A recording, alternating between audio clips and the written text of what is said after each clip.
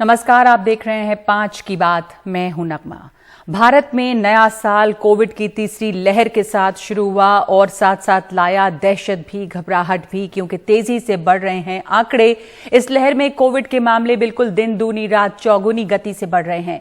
Omicron नाम का ये वेरिएंट कहा जा रहा है कि डेल्टा वेरिएंट के मुकाबले शायद कम नुकसानदेह है, थोड़ा हल्का है, लेकिन कभी भी इसका रूप बदल सकता है। मुश्किल यह है कि अभी तक ओमिक्रॉन की जांच के लिए हमारे पास पूरी व्यवस्था भी नहीं है, यानी कि हम हर रोज जो आंकड़े देते हैं उसमें यह नहीं पता कितने मामले डेल्टा के हैं, कितने मामले ओमिक्रॉन, क्योंकि याद रखिए कि वायरस के तमाम वेरिएंट अभी भी मौजूद हैं। अभी हालत यह है कि फिलहाल जो मामले आ रहे हैं उनमें डेल्टा भी है और ओमिक्रॉन भी, लेकिन ओमिक्रॉन तेजी से डेल्टा की जगह ले रहा है।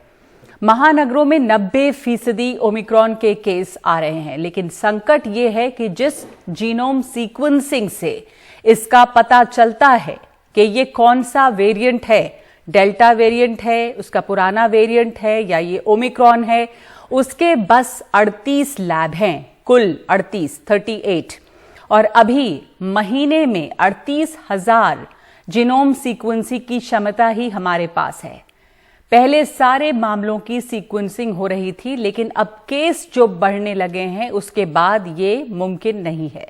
दूसरी बात यह है कि अभी 3-4 दिन में जीनोम सीक्वेंसिंग के नतीजे आते हैं, लेकिन अच्छी खबर यह है कि ओमिक्रॉन की जांच के लिए टाटा एमडी और आईसीएमआर ने नई किट बनाई है। इस नई किट में 2.5 घंटे में ओमिक्रॉन की जांच हो जाएगी। 12 जनवरी तक 2 लाख ऐसी किट, ये जो टाटा ने बनाई है, वो आ जाएगी और 25 जनवरी तक 5 लाख किट आ जाएगी। ये अब तक की जानकारी है। लेकिन कोविड-19 जब बहुत ही तेजी से फैल रहा है और अपना प्रकार बदल रहा है, अलग अलग इलाके के हिसाब से अलग अलग तरह के वेरिएंट आ रहे हैं, ये म्यूटेट कर रहा है, तो ऐसे में national centre for disease control और INSACOG यानी इंसाकॉग जैसी लैब्स का ये उद्देश्य था कि सैंपल्स के कम से कम 5% हिस्से का टेस्ट किया जा सके कि ये कौन सा वेरिएंट है, ताकि इसकी जीनोम सीक्वेंसिंग हो। लेकिन अभी ये सिर्फ 1% ही हो पा रहा है। पर कोरोना या ओमिक्रॉन से लड़ाई की चुनौतियां सिर्फ किट बनाने तक सीमित नहीं, सिर्फ जीनोम सीक्वेंसिंग तक सीमित नहीं, कोरोना के बदलते रूपों, हमारी स्वास्थ्य सेवाओं के आधारभूत ढांचे और आम लोगों के भरोसे का भी इसमें सवाल है। इन सब बात पर आज हम 5 की बात में चर्चा करेंगे और हमारे साथ मौजूद हैं डॉक्टर ईश्वर गिलारा, जो संक्रामक रोग विशेषज्ञ हैं। बहुत बहुत शुक्रिया आपका डॉक्टर गिलारा हमारे साथ शामिल होने के लिए। तो कई सवाल हैं और इस समय बहुत सारे असमंजस में भी हैं लोग। मैं जिस मुद्दे पर अभी बात कर रही थी, सबसे पहले आपसे ये जानना चाहती हूं कि अब जब इतनी ज्यादा संख्या बढ़ी है और हर रोज मामले कई गुना तेजी से उछल रहे हैं, हर दूसरा आदमी संक्रमित हो रहा है, बहुत तेजी से संक्रमण फैल रहा है, कैसे फर्क करें क्या ओमिक्रॉन है क्या डेल्टा? नगमा जी, फिलहाल जो हालात है उसमें एक दिन के अंदर इन्फेक्शन आता है, जो उसको हम इंक्यूबेशन पीरियड कहते हैं, और 4-5 दिन में पूरे फैमिली में सबको हो जाता है। ये ओमिक्रॉन है। जिस मरीज में नाक में बास आती है, जबान में टेस्ट आता है, वो ओमिक्रॉन है। और जहां पे जो हम एनोस्मिया कहते हैं, बास नहीं आती है, टेस्ट नहीं आती है, वो डेल्टा है। फिलहाल 90% से ज्यादा ये ओमिक्रॉन है। और ऐसे हालात में ओमिक्रॉन के टेस्ट करते बैठना और उस पर बहुत ज्यादा खर्च करना, क्योंकि एक टेस्ट के लिए लगभग 5,000 रुपये खर्च होता है। और अभी आपने बताया कि खाली 38 लैब है और हर लैब का 1 महीने का कैपेसिटी 1,000 का है।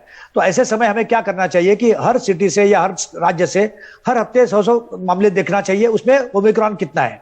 अगर 90% 95% ओमिक्रॉन है तो कोई जांच करने की जरूरत ही नहीं है, हम सब लेके चले कि ओमिक्रॉन है, अनलेस प्रूव्ड अदरवाइज। और डेल्टा के मामले 5%, 6%, 10% तक है और डेल्टा का इन्फेक्शन 3-4 दिन के बाद आता है। अभी प्रॉब्लम ये हो रहा है कि RT-PCR का लैब इतना ज्यादा ओवरलोडेड है कि वहां पे 3 दिन का टर्न अराउंड टाइम है। आपको जब रिपोर्ट आता है तब ऑलरेडी पेशेंट अच्छा हो गया है।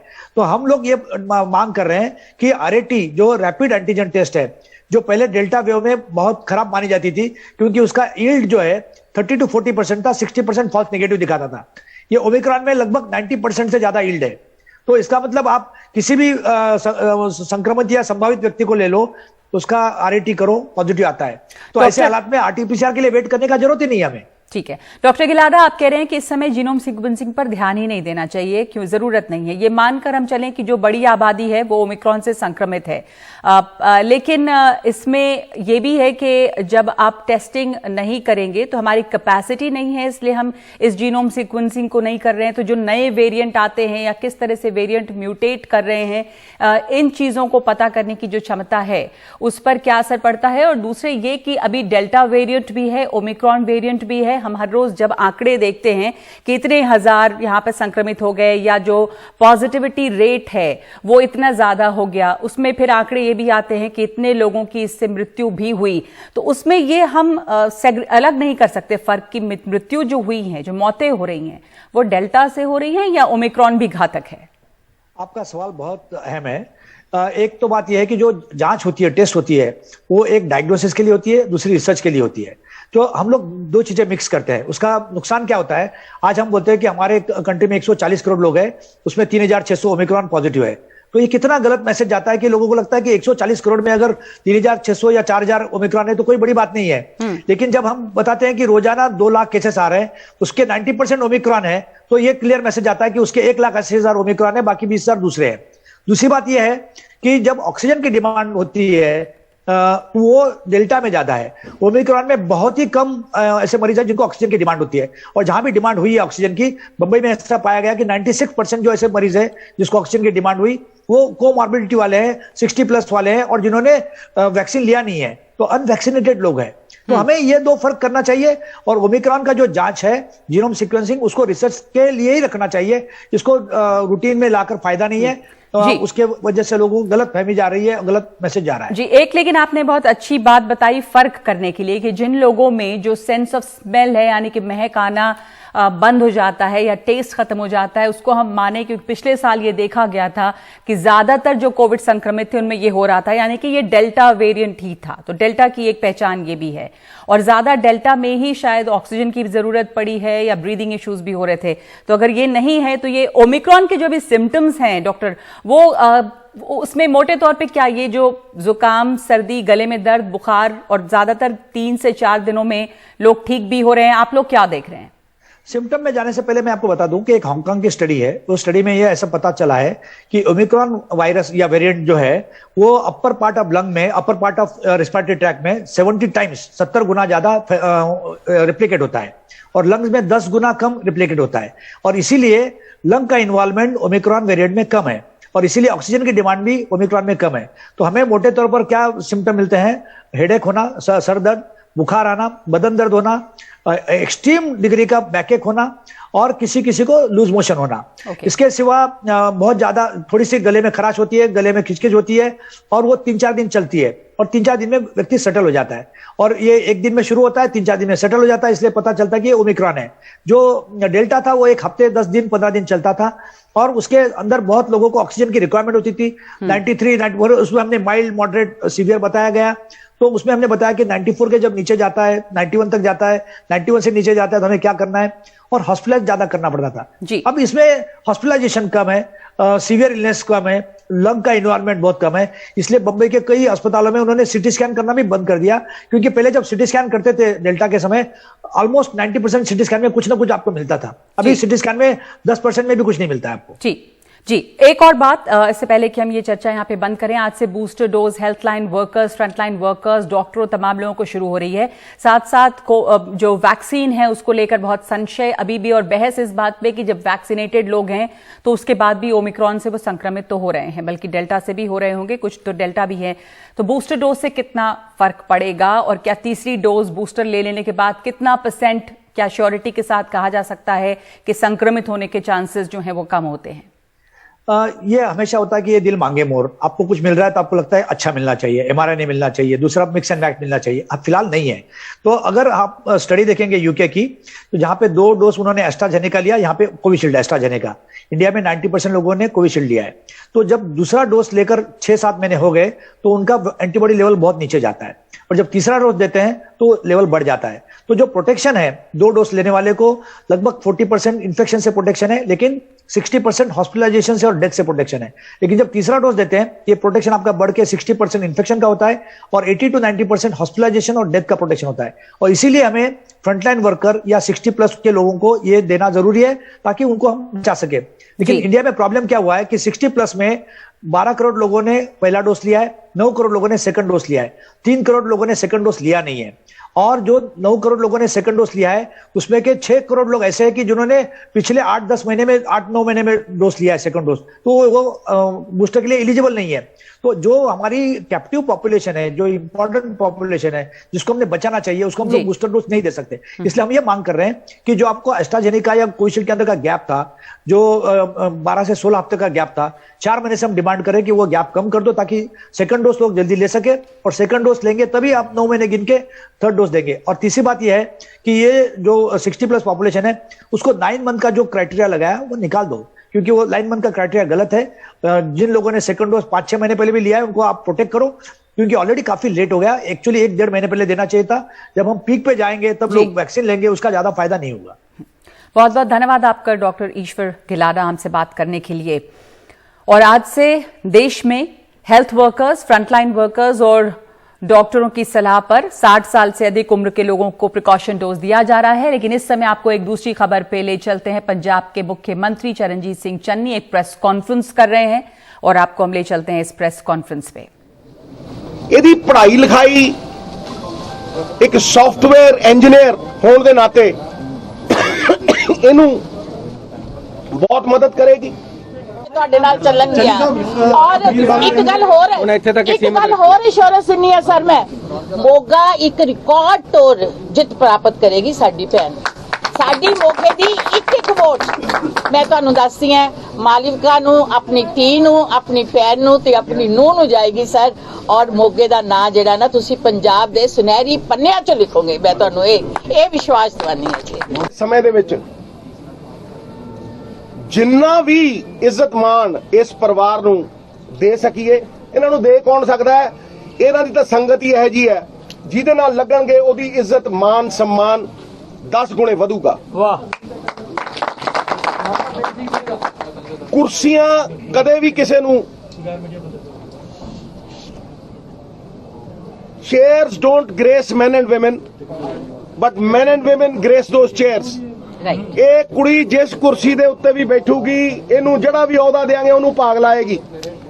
ਇਹ 200% ਹੈ। ਮੈਂ ਇਹਨਾਂ ਹੀ ਸ਼ਬਦਾਂ ਦੇ ਨਾਲ ਫੇਰ ਵੈਲਕਮ ਕਰਦਾ, ਸੂਦ ਸਾਹਿਬ ਦਾ ਧੰਨਵਾਦ ਕਰਦਾ। ਵੇਖੋ ਬੜੇ ਲੋਕ ਕਹਿੰਦੇ ਸੀ ਜੀ ਫਲਾਨਾ ਜੀ ਧਮਕਾਨਾ, ਪਰ ਇਹ ਵੀ ਗੱਲ ਪੱਕੀ ਹੈ ਕਿ ਸਾਰਾ ਕੁਝ ਦੇਖਦਾ ਕਿ ਉਹਨਾਂ ਨੂੰ ਵੀ ਇਹ ਪਤਾ ਲੱਗ ਗਿਆ ਵੀ ਕਾਂਗਰਸ ਨਾਲੋਂ ਸੋਨਾ ਜਿਵੇਂ 24 ਕੈਰਟ 골ਡ ਹੁੰਦਾ ਨਾ, ਖਰੀ ਪਾਰਟੀ ਕੋਈ ਨਹੀਂ। ਇਸ ਕਰਕੇ ਉਹਨਾਂ ਦੀ ਚੋਇਸ ਦੇ ਉੱਤੇ ਵੀ ਮੈਂ ਉਹਨਾਂ ਨੂੰ ਵਧਾਈ ਦਿੰਦਾ। ਔਰ ਇਹਨੂੰ ਅਸੀਂ ਆਪਦੇ ਪਰਿਵਾਰ ਦਾ ਬਹੁਤ ਅਹਿਮ ਇੱਜ਼ਤਦਾਰ ਹਿੱਸਾ ਬਣਾ ਕੇ ਰੱਖਾਂਗੇ, ਗਹਿਣੇ ਵਾਂਗ ਸਜਾ ਕੇ ਰੱਖਾਂਗੇ। ਗॉड ਬlesਸ ਯੂ ਬੇਟਾ ਐਂਡ ਵੈਲਕਮ। ਮੈਂ ਉਹ ਆਪਣੇ ਭਰਾ ਦੇ ਨਾਲ ਬੈਠ ਕੇ ਸੈਟਲ ਕਰ ਲੂੰਗਾ ਸਾਰਾ। ਉਹਨੂੰ ਸੁਣ ਲਓ, ਹੁਣ ਬੋਲਣ ਦਿਓ, ਉਹਨੂੰ ਬੋਲਣ ਦਿਓ। ਸਭ ਤੋਂ ਪਹਿਲਾਂ ਮੈਂ ਸਾਡੇ ਰਿਸਪੈਕਟਡ ਸ਼੍ਰੀ ਚਰਨਜੀਤ ਸਿੰਘ ਚੰਨੀ ਜੀ ਦਾ ਧੰਨਵਾਦ ਕਰਨਾ ਚਾਹੂੰਗੀ। ਔਰ ਮੇਰੇ ਰਿਸਪੈਕਟਡ ਨਵਜੋਤ ਸਿੰਘ ਸਿੱਧੂ ਜੀ ਅੱਜ ਆਏ ਸਾਡੇ ਘਰੇ, ਉਹਨਾਂ ਨੇ ਆਪਣੇ ਚਰਨ ਪਾਏ। ਮੇਰੇ ਲਈ ਬਹੁਤ ਹੀ ਆਨਰਡ ਮੈਂ ਫੀਲ ਕਰ ਰਹੀ ਹਾਂ ਕਿ ਉਹਨਾਂ ਲਈ ਮੇਰੇ ਲਈ ਟਾਈਮ ਕੱਢਿਆ। ਔਰ ਮੈਂ ਇਹ ਕਹਿਣਾ ਚਾਹੂੰਗੀ ਕਿ ਕਾਂਗਰਸ ਪਾਰਟੀ ਜਿਹੜੀ ਹੈ ਸਭ ਤੋਂ ਪੁਰਾਣੀ ਪਾਰਟੀ ਹੈ। ਜਿੰਨੇ ਵੀ ਲੋਕ ਬੈਠੇ ਮੱਲਾ ਦਾ, ਜਦੋਂ ਉਹਨਾਂ ਨੇ ਪਹਿਲੀ ਵਾਰੀ ਵੋਟ ਪਾਈ ਸੀ ਤਾਂ ਕਾਂਗਰਸ ਪਾਰਟੀ ਨੂੰ ਹੀ ਪਾਈ ਸੀ। ਤੇ ਅੱਜ ਵੀ ਆਪਾਂ ਜਿੰਨੇ ਵੀ ਇੱਥੇ ਬੈਠੇ ਆ ਆਪਾਂ ਸਾਰੇ ਕਾਂਗਰਸ ਪਾਰਟੀ ਦੇ, ਔਰ ਆਪਾਂ ਸਾਰਿਆਂ ਨੇ ਰਲ ਮਿਲ ਕੇ ਆਪਣੇ ਕਾਂਗਰਸ ਪਾਰਟੀ ਨੂੰ ਉੱਪਰ ਲੈ ਕੇ ਜਾਣਾ ਹੈ। ਤੁਹਾਡੇ ਸਾਹਮਣੇ ਇੰਨੀ ਵੱਡੀ ਐਗਜ਼ਾਮਪਲਸ ਦੋ ਬੈਠੀਆਂ।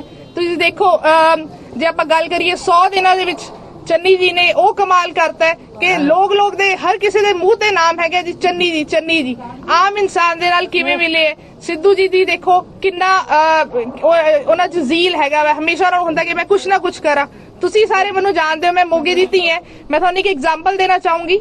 ਜਦ ਮੈਂ 10ਵੀਂ ਕਲਾਸ ਸੀਗੀ, ਮੇਰੇ ਫਾਦਰ ਉਦੋਂ ਬਿਮਾਰ ਹੋ ਗਏ ਸੀ। ਮੈਂ ਰਾਤ ਦੇ 1 ਵਜੇ ਸਾਈਕਲ ਚੱਕ ਕੇ ਪੱਟੀ ਵਾਲੀ ਗਲੀ ਦੇ ਵਿੱਚ ਆਪਣੇ ਫਾਦਰ ਦੇ ਫਰੈਂਡ ਨੂੰ ਬੁਲਾ ਕੇ ਲੈ ਕੇ ਆਈ ਸੀ ਕਿ ਅੰਕਲ ਤੁਸੀਂ ਘਰੇ ਆਓ, ਪਾਪਾ ਠੀਕ ਨਹੀਂ। ਉਦੋਂ ਮੈਂ ਇਕੱਲੀ ਗਈ ਸੀ। ਇਹ ਅੱਜ ਤੋਂ 15 ਸਾਲ ਪਹਿਲਾਂ ਦੀ ਗੱਲ ਹੈ ਤੇ ਹੁਣ ਤਾਂ ਉਮਰ ਬਹੁਤ ਹੋ ਗਈ ਹੈ। ਹੁਣ ਤੁਸੀਂ 12 ਵਜੇ ਤਾਂ ਛੱਡੋ, 3 ਵਜੇ ही बुलाओगे तभी मालविका हाजिर है, क्योंकि और हमारे साथ इस वक्त जुड़ रहे हैं मेरे सहयोगी मोहम्मद गजाली। सोनू सूद की बहन जो है वो कांग्रेस में शामिल हुई हैं, नवजोत सिंह सिद्धू वहां पे मौजूद हैं। आप बताएंगे इसका बैकग्राउंड और ये फैसला कब हुआ और इनकी बहन का इसमें शामिल होना। जानते हैं कि ब्रांड एम्बेसडर के तौर पर, पंजाब के ब्रांड एम्बेसडर के तौर पर सोनू सूद ने भी अपना वॉलंटरली स्टेप डाउन भी किया है इस पद से। जी देखिए, जब से सोनू सूद जो है, जब कोरोना की पहली वेव आई थी उसके बाद माइग्रेशन शुरू हुआ और सबको पता है कि किस तरह से वो मुंबई में रह के भी कई लोगों की मदद करते रहे। उसी बीच उनकी सिस्टर जब बहन जो है मालविका सूद, वो मोगा जिले में, मोगा शहर में भी बहुत एक्टिव रही और जिला प्रशासन जो है मोगा का, उनके भी कई सारी सरकारी कार्यक्रमों में वो हिस्सा लेती रही थी। और कई दिनों से ये चर्चाएं थी कि शायद आम आदमी पार्टी सोनू सूद को अपने पार्टी में ले ले या उनकी बहन को टिकट दे दे। तो ऐसी भी चर्चाएं दोनों ही पार्टियों की तरफ से चलती रही। कांग्रेस भी कोशिश करती रही, आम आदमी पार्टी भी कोशिश करती रही, लेकिन आखिर में आज जो है नवजोत सिंह सिद्धू प्रदेश अध्यक्ष जो है कांग्रेस के और मुख्यमंत्री चरणजीत सिंह चन्नी के सामने मालविका सूद को कांग्रेस में ज्वाइन करवाया गया। अब इससे दो चीजें हो गई हैं। एक तो मोगा ही जिले से, मोगा असेंबली सीट से हरजोत कमल हैं जो इनके विधायक हैं कांग्रेस के, उनके बागी सुर देखने को मिल रहे हैं। उनका कहना है कि जब पिछले चुनाव में 2017 में आम आदमी पार्टी की लहर थी मालवा क्षेत्र में, तब वो कांग्रेस के टिकट पे लड़कर चुनाव जीत चुके थे, तो इस बार वो क्यों ना लड़े और अपनी सीट वो क्यों छोड़े। फिलहाल मुख्यमंत्री चरणजीत सिंह चन्नी और नवजोत सिंह सिद्धू विधायक के घर गए हैं, उनको समझाने बुझाने की कोशिश होगी या उनको किसी दूसरा सीट ऑफर करने की भी कोशिश होगी। लेकिन कहीं ना कहीं एक कांग्रेस पार्टी के लिए एक उम्मीद है कि इस सीट पर मालविका सूद को टिकट देने से या उनको पार्टी में ज्वाइन करने से खुद सोनू सूद भी शायद चुनाव प्रचार में उतरे तो पंजाब में कांग्रेस को लगता है कि उससे एक नई ताकत मिलेगी या उनकी बात जो है दूसरे हलकों में या दूसरे असेंबली सीट्स पर भी उसका असर पड़ेगा। जी, शुक्रिया आपका गजाली। आप देख रहे हैं मालविका सूद जो सोनू सूद की बहन है वो कांग्रेस में शामिल हुई हैं। मुख्यमंत्री चरणजीत सिंह चन्नी और प्रदेश अध्यक्ष नवजोत सिंह सिद्धू यहाँ पे मौजूद हैं और मोगा की रहने वाली हैं। इन्होंने काफी वहां पर काम भी किया है। उम्मीद है कि इनके शामिल होने से कांग्रेस में वहां उस सीट पे कांग्रेस को काफी फायदा होगा। 5 की बात में इस वक्त एक ब्रेक ले रहे हैं हम और ब्रेक के बाद कोरोना के बढ़ते हुए मामलों के चलते दिल्ली में किन पाबंदियों की है तैयारी।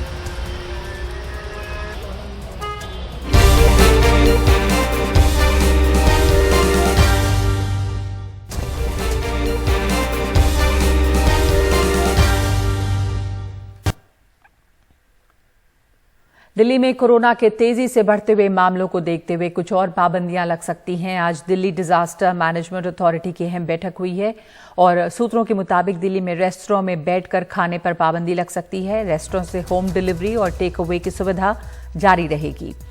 दिल्ली में कई पाबंदियां पहले से लगी हुई हैं। नाइट कर्फ्यू है और वीकेंड कर्फ्यू भी जारी रहेगा।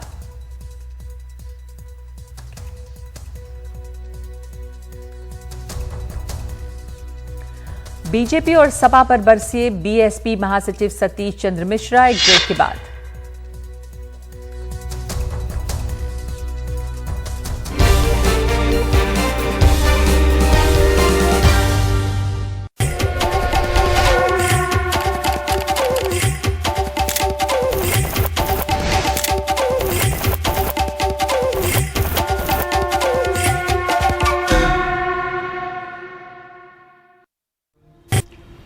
इस देश की 5 विधानसभाओं में होने वाले चुनाव में सबसे बड़ा और सबसे महत्वपूर्ण चुनाव उत्तर प्रदेश में हो रहा है और बहुजन समाजवादी पार्टी उसकी बहुत बड़ी प्लेयर है। बहुजन समाजवादी पार्टी के देश के दूसरे सबसे बड़े नेता सतीश मिश्रा साहब यहाँ तशरीफ रखते हैं। हम उनसे जानना चाहेंगे कि बहुत स्वागत है आपका। ये हम जानना चाहते हैं कि जो पिछला विधानसभा चुनाव था और ये विधानसभा चुनाव है, बीएसपी के लिए क्या चुनाव के मुद्दे कुछ बदल गए हैं? कौन से इश्यूज हैं जिनके ऊपर आप लड़ रहे हैं? देखिए, हर चुनाव में कुछ इश्यूज बदल जाते हैं और इस बार भी जिस तरह से पूरे उत्तर प्रदेश में हर तरफ जो है एवरीवन, हर व्यक्ति, हर कास्ट, हर वर्ग के लोग परेशान हैं। हम लोग उसको लेकर के सामने आए और दो इश्यूज हमारे मेन है। एक तो लॉ एंड ऑर्डर को रिस्टोर करना, वो तो ऑटोमेटिक हो जाता है जब बहन जी मुख्यमंत्री होती हैं। दूसरा ये है कि महिलाओं को सुरक्षा, जो हर 2 घंटे में एक महिला के साथ में एनसीआरबी की रिपोर्ट कहती है बलात्कार हो रहा है। महिलाओं की सुरक्षा, किसानों के ऊपर जो अत्याचार हुआ है, जो समाज में एक जहर घोल दिया गया है, जो भाईचारा, जो हम लोगों का सर्वजन हिताय सर्वजन सुखाय का नारा हम लोगों ने दिया था, अमली जामा भी पहनाया था, उसको इस समय पूरे उत्तर प्रदेश से खत्म कर दिया गया और एक अजीब सा माहौल दहशत वाला फैलाने का काम किया गया। इसको हम लोग खत्म करके और हम लोग यहाँ पर अमन चैन वाला जिसमें भाईचारा वो करेंगे। तीसरा सबसे बड़ी चीज है जो हमारी पार्टी की मुखिया ने कहा है कि हम सरकार बनते ही अब की बार जो है सबसे पहले हम जो इशू लेंगे वो इशू लेंगे बेरोजगारी वाला, बेरोजगारी को दूर करने का और उस बेरोजगारी दूर करने के लिए हर चौतरफा विकास जैसे 2007 में किया था वैसा करना पड़ेगा। लगभग 23 लाख की नौकरियां हम लोगों ने दी थी उस समय, तो बेरोजगारी दूर कर पाए थे। लोगों को खाली नौकरियां नहीं, लोगों को रोजगार भी मिला था, अपने उनको काम में दिया, ठेकों में दिया, सब में करके सबको इन्वॉल्व किया, छोटे लोगों को। तो उस तरह का एक ऐसा माहौल बनाया गया था जो कि अब की बार हम लोग और अमली जामा पहनाएंगे, जिससे कि जो हमारे प्रवासी लोग हैं जो उत्तर प्रदेश से बाहर हैं, ये हमारी मेन टारगेट है। हम लोग नहीं चाहते हैं कि वो वहां जाके और धक्के खाएं और फिर 300 किलोमीटर 500 किलोमीटर चलते हुए आएं। उनके लिए सरकार न गाड़ी दे, न घोड़ा दे, न बस दे। चुनाव अभी आने वाले थे तो आपने भी देखा जितने भी कार्यक्रम बीजेपी के हुए सब सरकारी रैलियां थी, वहां पर सैकड़ों की संख्या में सरकारी बस लग रही थी, पैसा खजाना खोल दिया गया, उनके लिए नहीं किया गया। तो ये सारी चीजें हम लोगों ने देखी हैं और हमारी पार्टी चूंकि गरीबों के लिए और निचले वर्ग के लोग जो इस तरह के हैं जिनको साथ कोई ध्यान नहीं देता, उनके लिए खास तौर से पार्टी की जगह मिशन है हमारी पार्टी, पॉलिटिकल पार्टी की जगह। तो हम लोग इन सारी चीजों को लेकर के अब की चुनाव के मैदान में आएंगे और जो हमने विकास के कार्य किए पिछले 5 सालों में जब हमारी सरकार थी, उसको भी लोगों के सामने रखेंगे कि हमने क्या विकास किया, इन लोगों ने क्या किया। अच्छा, एक चीज और है कि कोरोना की वजह से इलेक्शन कमीशन ने अभी रैलीज के ऊपर बैन लगा दिया, बाकी प्रचार के जो जरिए थे रोड शो वगैरह उसको भी रोक दिया गया है, जहां पे आपका फिजिकल कांटेक्ट होता है भीड़ से, पब्लिक से। तो आप प्रचार कैसे करेंगे? जैसे बीजेपी जो है उसका बहुत बड़ा आईटी सेल है, समाजवादी पार्टी भी लंबे अरसे से डिजिटल प्रेजेंस बनाए हुए है, कांग्रेस का भी सेटअप है, आपका कितना बड़ा सेटअप है और इससे कैसे निपटेंगे? क्या तरीका होगा प्रचार का? देखिए, अब की बार जो लोग हम लोगों के साथ में जुड़े हुए हैं, खास तौर से दलित समाज के जो नौजवान लड़के हैं, जो बैकवर्ड समाज के यंगस्टर्स हैं और अपर कास्ट में भी जो बेरोजगारी में घूम रहे हैं, आपको मैं बताना चाहूंगा कि ये लोग पिछले 6 महीने से इन लोगों ने हम लोगों के साथ में जब जुड़ना शुरू किया, उस वर्ग ने, तो उन्होंने यही कहा कि हम समझते हैं कि इनके पास धन भी है, बल भी है। इन लोगों, दोनों लोगों के पास धन बहुत है, तो ये लोग इस तरह की प्लानिंग करके और आईटी सेल का इस्तेमाल करते हैं और करेंगे। इनके हर जिले में इस तरह से फैला हुआ जाल। लेकिन आज खुशी की बात यह है कि ये जो यंगस्टर्स हैं वॉलंटियर करके आज बहुजन समाज पार्टी के साथ में उसके हम लोगों का सपोर्ट करने का काम कर रहे हैं। हाँ, आपने देखा होगा इधर डिफरेंसेस भी देखे होंगे कि हम लोगों ने कोई एजेंसी नहीं हायर की, हम लोगों ने किसी एक को भी कोई ये नहीं कि हम पैसा दे करके ठेका दे पाएं, हम लोगों की सक्षमता भी नहीं इतनी कि पैसा उनके पास है। लेकिन हम लोगों ने फिर भी, आप देख रहे होंगे कि आज चाहे वो ट्विटर हो, चाहे इंस्टाग्राम हो, चाहे आईटी के और सोर्सेज हो, आज बहुजन समाज पार्टी आपको सब जगह दिख रही है। और हम लोग इस चुनाव में चूंकि बैन कर दिया, रैली बैन कर दिया, तो हम लोग इसकी प्लानिंग बना रहे हैं कि हमारे जो रिसोर्सेज हैं, लिमिटेड रिसोर्सेज हैं, उस लिमिटेड रिसोर्सेज के तहत में हम कैसे अपने जो हमारी ऑडियंस है, जिनके पास हम पहले घूम करके फिजिकली जा चुके हैं, और हमारी नेता को, बहन मायावती जी को हर बार की तरह अब की शुरू करना था, लेकिन हम लोग उनके पास कैसे डिजिटल मोड से और आईटी का इस्तेमाल करते हुए पहुंचे, इसकी हमारी प्लानिंग चल रही है। एक आप लोगों का नया नारा है कि 10 मार्च सब कुछ साफ, बहन जी हैं यूपी की आस। तो इस कॉन्फिडेंस के पीछे क्या कारण है? कौन से ऐसे राजनीतिक समीकरण हैं जिसके वजह से आपको लगता है कि 10 मार्च को सब साफ हो जाएंगे और बहन जी यूपी की आस बन के आएंगी? देखिए, यूपी जो है, यूपी में कौन लोग हैं? यूपी में महिलाएं हैं, किसान हैं, मजदूर हैं, नौजवान युवक हैं जो बेरोजगारी से परेशान हो रहे हैं। तो ये जो प्रोफेशनल्स हैं वो हैं जो मेडिकली इक्विप्ड नहीं थे, जिन्होंने कोरोना में जिस तरह से हम लोगों ने देखा कि लोगों को मर गए लोग और उनके लिए लकड़ी तक नहीं मिली, दफनाने की जगह तक नहीं मिली, गंगा नदी में बहा दिए गए, ऑक्सीजन नहीं मिली, डॉक्टर नहीं मिले, दवाइयां नहीं मिली। तो इन सारी जितना भी ये वर्ग है जो दुखी है, हर तरीके से दुखी है। उसने पहले समाजवादी पार्टी को देखा, हमारे बाद समाजवादी पार्टी में उसने देखा कि दंगे फसाद किसने कराए किसने नहीं कराए वो अलग चीज है, दंगे होते हैं अपने आप नहीं, अगर होते तो बहन जी की सरकार में भी होते। अयोध्या का जजमेंट आया था, पूरे देश में कर्फ्यू टाइप का लगा था, यहाँ प्राइमरी स्कूल भी खुले हुए थे, ये भी आपको मालूम है।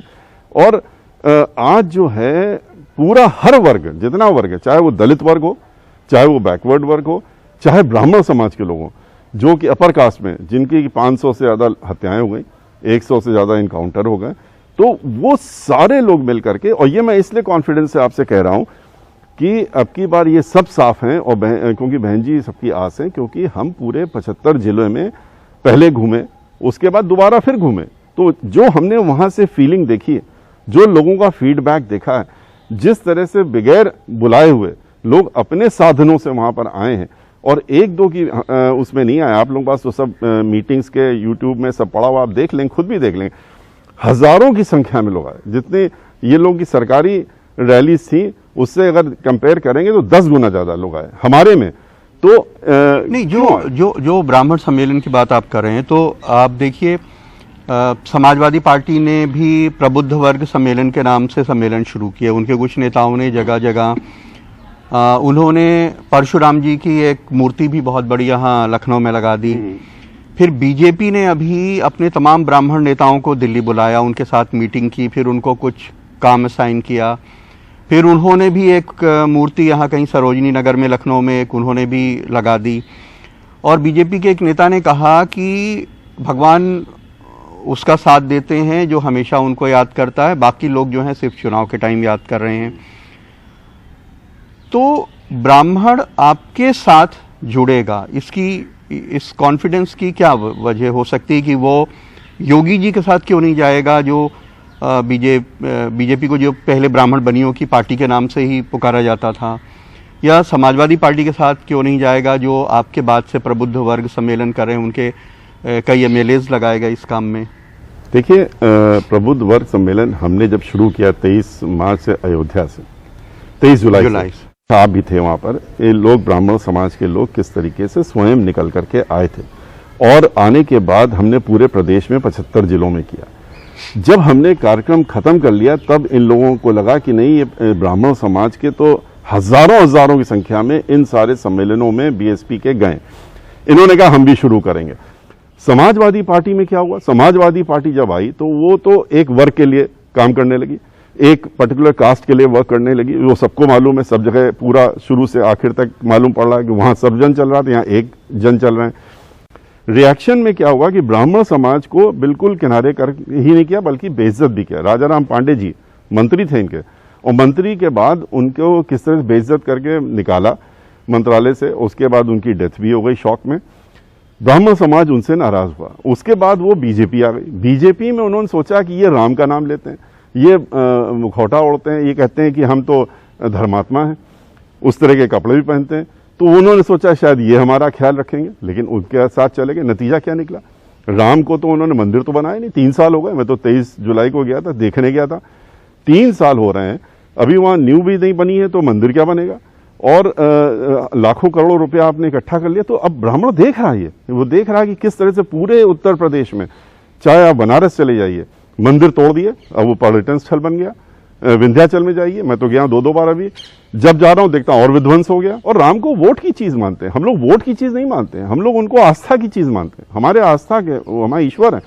तो यही फर्क है। ब्राह्मण आज जो है मंदिरों में पंडितों की हत्याएं हो रही हैं, पुजारियों की हत्याएं हो रही हैं, मंदिरों में कब्जा हो रहा है, मंदिरों में उनको निकाल के बाहर किया जा रहा है, अधिग्रहण की योजनाएं बन रही हैं, तो ब्राह्मण कैसे इनके साथ में आएगा? अच्छा, जो पिछला विधानसभा चुनाव था उसमें मायावती जी मुस्लिम कैंडिडेट्स का या जिनको टिकट दे रही उनका नाम बहुत लेती थी कि हमने टिकट दिए, ये दिए। इस बार उनका नाम वो नहीं ले रही। अच्छा, दूसरा, पिछली बार जो उन्होंने बयान दिए और टिकट दिए तो बहुत सारे पॉलिटिक्स के जानकार ये कहते हैं कि उसका रिएक्शन होता है, अगर आप मुसलमानों का नाम ज़्यादा लेते हैं उससे फिर पोलराइजेशन होता है और फिर हिंदू वोट एक तरफ चला जाता है। तो क्या वजह है इस बार, किस तरह से टिकट डिस्ट्रीब्यूशन होगा, उनकी तादाद कितनी होगी जिनको टिकट मिलेगा, या उन मुसलमानों का नाम इसलिए वो नहीं ले रही हैं कि उससे पोलराइजेशन होगा? देखिए, हम लोग इनको ये लोग मौका ढूंढते हैं, भारतीय जनता पार्टी ये मौका ढूंढती है कैसे हम एक धार्मिक उन्माद फैलाएं, उसके लिए पूरी इनकी रिसर्च चलती रहती है। हमने एक शब्द क्या बोला उसमें उसको लेके, उन्होंने क्या बोला उसको लेकर के, कैसे हम ये जो भी बोल दें वो सब माफ है। कोई अगर जरा सा भी जिक्र किसी चीज की करता है जिसको कि ये बदल करके दूसरे ढंग से रख के हिंदू मुस्लिम करने की कोशिश करते हैं, लेकिन अब की बार हम लोग पूरी तरह से सतर्क। देखिए, जहां तक सीट का है आप देखेंगे, अभी हम लोग तो 300 सीटें डिक्लेयर कर चुके हैं, 300 सीटें। इन्होंने तो एक भी सीट डिक्लेयर नहीं की, न समाजवादी पार्टी ने डिक्लेयर करी, हम तो 300 के पार हो चुके हैं। लेकिन उसमें मुस्लिम कैंडिडेट्स हैं, ब्राह्मण समाज के हैं, बैकवर्ड समाज के हैं, सर्व समाज के हैं, हम दलित समाज के जो 86 सीटें हैं उसके अलावा भी हैं। अच्छा, एक इशू और भी है। अब तो देखिए, इलेक्शन कमीशन ने रैलीज के ऊपर बैन कर दिया। योगी जी ने एक अभी मिसाल दी, वो कह रहे थे कि जो बच्चे साल भर पढ़ते हैं वो इम्तिहान में अच्छा नतीजा लाते हैं, और जो सिर्फ इम्तिहान के टाइम पे पढ़ते हैं वो अच्छा नतीजा नहीं लाते हैं। तो अगर प्रचार देखा जाए तो उसके हिसाब से तो आपकी पार्टी की जो सबसे बड़ी नेता हैं तो वो इम्तिहान के टाइम पे भी अभी बाहर नहीं निकली। मायावती जी का जो फिजिकल प्रेजेंस है, जो पब्लिक अपीयरेंस है, जो रैलियों के जरिए होता था, वो अभी तक कहीं देखने को नहीं मिला। और जिस तरह कोविड के केसेस मल्टीप्लाई हो रहे हैं, लगता नहीं कि शायद बड़ी रैलीज की या प्रचार की परमिशन मिले। तो इसका क्या असर होगा? देखिए, ये कह रहे हैं कि ना जो एग्जाम के दौरान में पढ़ता है वो पास नहीं होता है, उसको साल भर पढ़ना पड़ता है।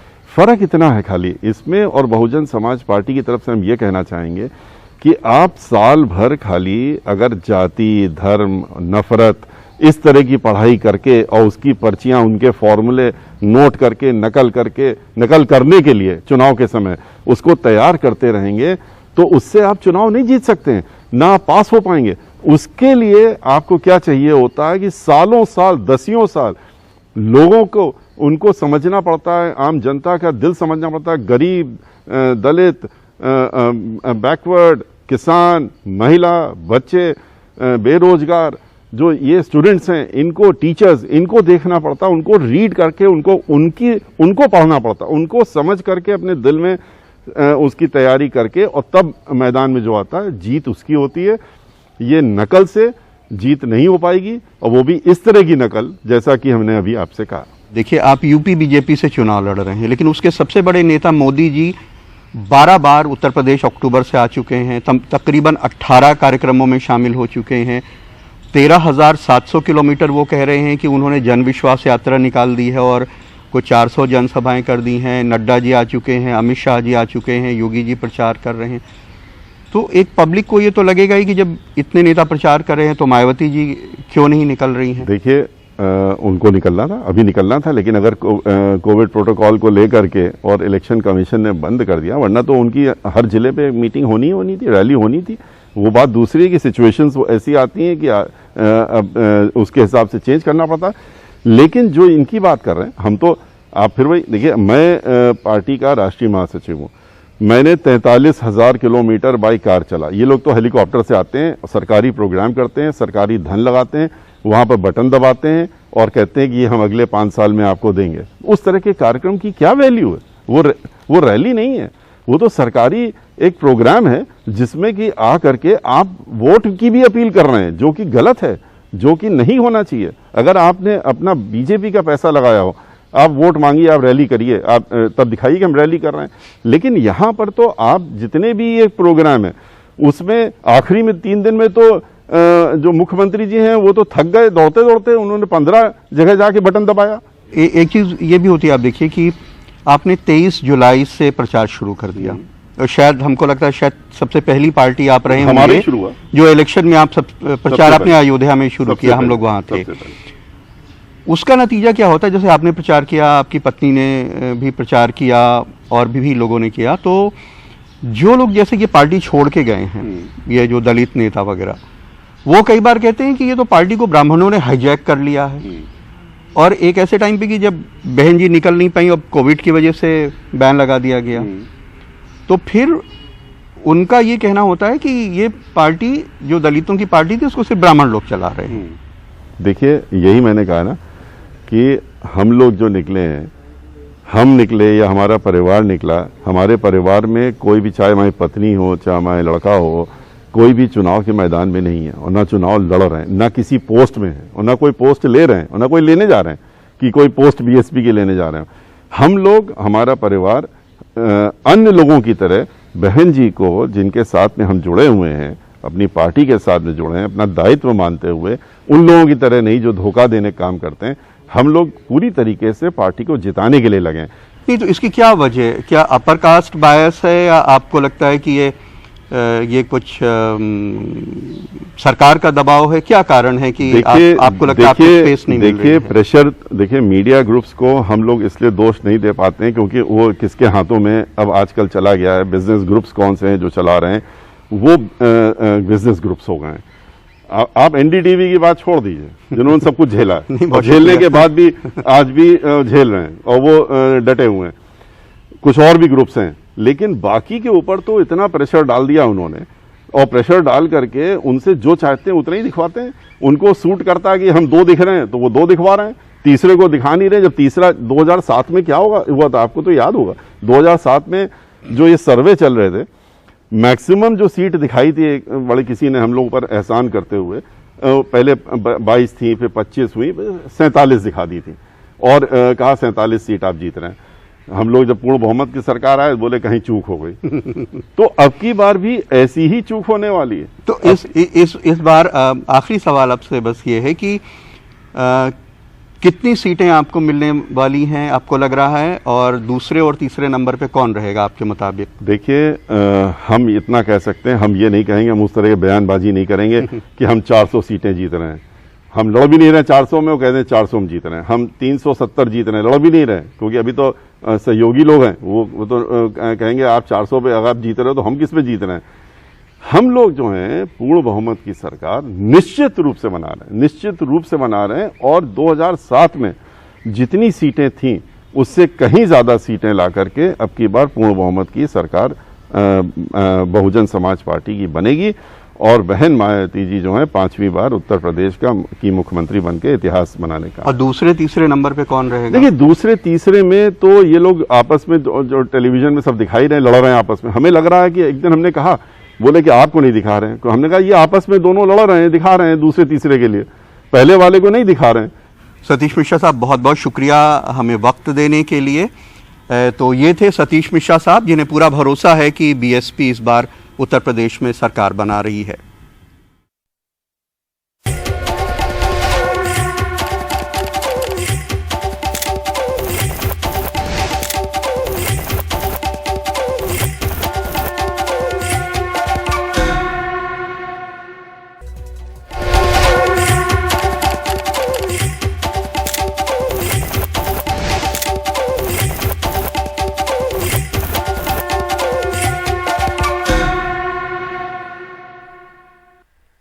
उत्तर प्रदेश विधानसभा चुनाव से पहले उत्तर प्रदेश के मुख्यमंत्री योगी आदित्यनाथ ने कहा है कि ये चुनाव 80 बनाम 20 का होगा। लखनऊ में एक कार्यक्रम में योगी आदित्यनाथ ने एक सवाल के जवाब में ये कहा है। ये चुनाव 80 बनाम 20 का होगा। 80% समर्थन एक तरफ होगा, 20% दूसरी तरफ होगा, और मुझे लगता 80% सकारात्मक ऊर्जा के साथ आगे बढ़ेंगे। 20% हमेशा विरोध किए हैं, विरोध करेंगे, लेकिन सत्ता बीजेपी की आएगी। बीजेपी फिर सबका साथ सबके विकास के अभियान को आगे बढ़ाने का कार्य करेगी।